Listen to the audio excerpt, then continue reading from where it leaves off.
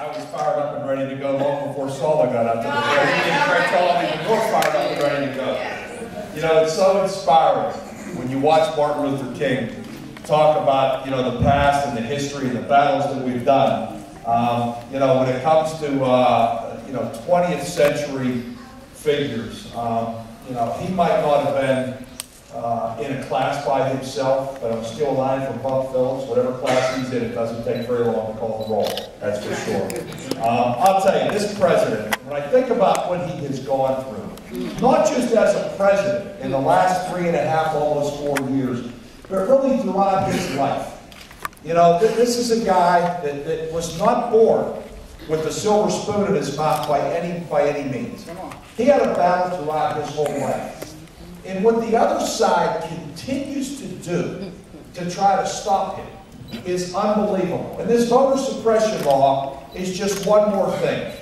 And you know, Leo and Sala and you know, talked about the struggles that we've had and the fights that we've had. You know, and I can tell you, in Allegheny County, obviously we were going to do our own little voter ID thing that John DeFazio and I were putting in place. You could go to your county hospital, you could go to the community college, and we were starting to register voters, give them IDs, not register them, but give them IDs to make sure that people were going to vote. Because one thing people sometimes take for granted, and they think your vote isn't worth anything, let me tell you one thing. If it wasn't worth anything, they wouldn't try and steal it.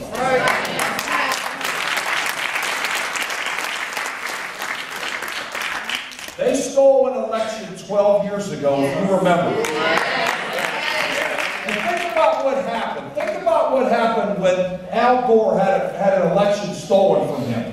Think about where we were back then when we were creating 2 million jobs a year. When we had budget surpluses every year. When we had peace and prosperity continuously.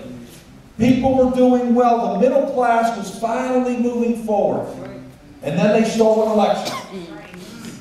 And then Bush comes in. And what happens? Chaos.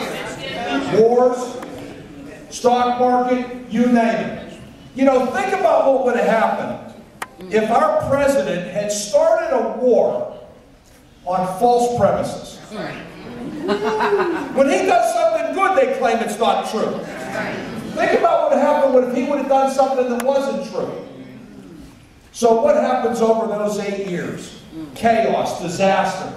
Finally, 4 years ago, we elect a president who basically was given a shovel and a broom and said, clean up the mess that George Bush and the Republicans left you.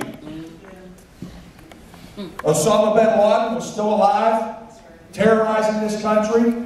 The automobile industry was going down into bankruptcy. The financial markets were chaos. Stock markets had collapsed. And oh, here, Mr. President, here's the keys to the White House. Clean it up. We were losing 700,000 to 800,000 jobs a month.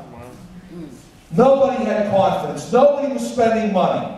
Your house values were going down. Your pension fund was going down. And then they said, our number one priority is to get rid of this president. Our number one priority, Mitch McConnell, the Senate leader of the Republicans, said, our number one priority is not to fix the country, not to create jobs, not to help the stock market, not to get rid of these wars, is to get rid of our president. Why? He's doing a heck of a job. Yes, he is. Just yesterday, we find out that the unemployment rate for the first time is under 8%. Since he's been president. And what do they say? They must have cheated on the numbers. You don't really have a job. That's a fiction. 5 million jobs he has created while they were fighting him at every turn. While they were saying, let's check his birth certificate. Come on. If he hadn't turned in his tax returns, what do you think they would have said? Mitt Romney doesn't have to turn in his tax returns. That's okay. Mitt Romney doesn't care about 47 70% of the people in this country. Come on. That's okay. If you want to do that, Fox News thinks that's great. He can do that. President Obama came in and ended the war, cleaned up that Iraq war, brought our troops home, got rid of America's #1 enemy, killed Osama bin Laden, created jobs. Stock market has doubled. Your pension funds, your kids' college funds, your 401ks have doubled under this president. Yes. Every single month for the last 3.5 years, we're creating jobs. Yes. They nominate a president who outsources jobs, sends them overseas, doesn't want anybody making $1 million or more to pay 1 nickel more in tax. No, he wants to take it away from seniors, from taking it away from their Medicare. Oh, he calls it a voucher system. You know what that means? It means you're not going to have enough money to pay for your health care if they get in charge. But they won't tax millionaires and billionaires 1 nickel. You know, these guys talk about freedom. They're real big on freedom. But they don't believe in the freedom to organize. No, we can't have that freedom. They don't believe in the freedom of a woman to talk about her own reproductive rights. No, we don't want that freedom. They don't want to talk about the freedom of people to vote. No, we don't want to have certain people voting. No. Not if they're going to vote for Democrats. We're going to make it tough for them to vote. Well, you know what? The more they try to do, the more I see people standing up and saying, we are not going to let our rights be taken away. Come on. We are fighting for our future. Yes. We are fighting for our kids and our grandkids and where we're going to go as a country. Yes. Mr. Romney has no clue. I couldn't believe the lies he told the other night. And I got to tell you, I like our president, but he's got to call him out on those lies. And I think he will next time. Try to be polite, try to be presidential, try to be nice.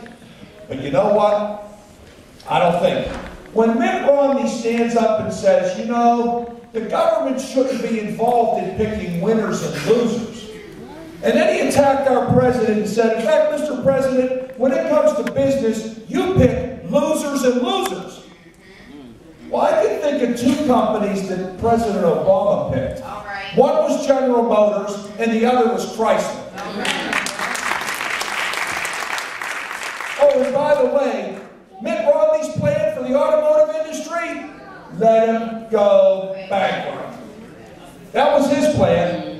Which plan would you rather be? I want to be with the president. Save 1.5 million jobs.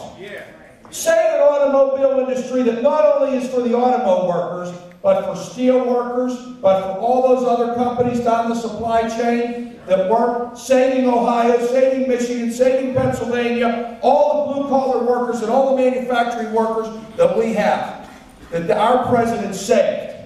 I'll pick those winners and losers every day. Because I'll bet, and Mr. Obama, our president, he bet on the American worker. And that's a bet he should make every time. And let Mitt Romney say, let him go bankrupt. What do you do with your money, Mr. Romney? What do you do with your money? He sends it overseas. He bets on the Cayman Islands. That's not where I want to bet. I want to bet on America, and that's what our president bets on.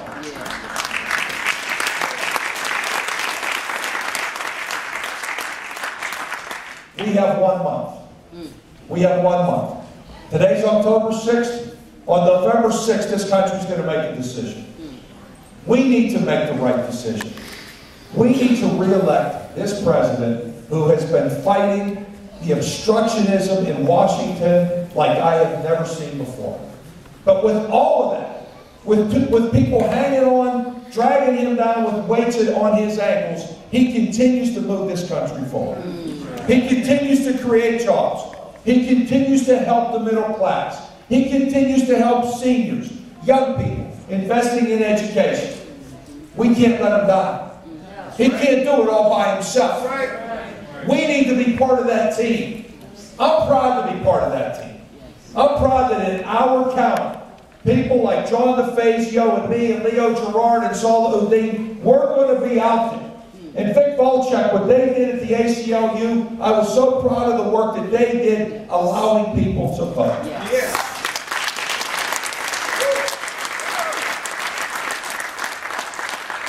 Our most sacred, democratic, American right is our voice. Because you know what? No matter how much money they throw, the Koch brothers and all that group, millions of dollars that they're going to throw on TV and voter suppression and everything else, on election day, your vote and my vote and her vote counts every bit as much as theirs does. We're all equal on election day. And when we stand together, when we stand with this president and what he has done, and we stand with our friends in Congress who are going to help this president, we're going to continue to move this country forward. I am so proud to be here tonight to stand with my friends and all of you. With 31 days to go, we got to make sure we do everything we can. We're going to get the word out. We're going to win. We're going to win this election on November 6th. We're going to win it.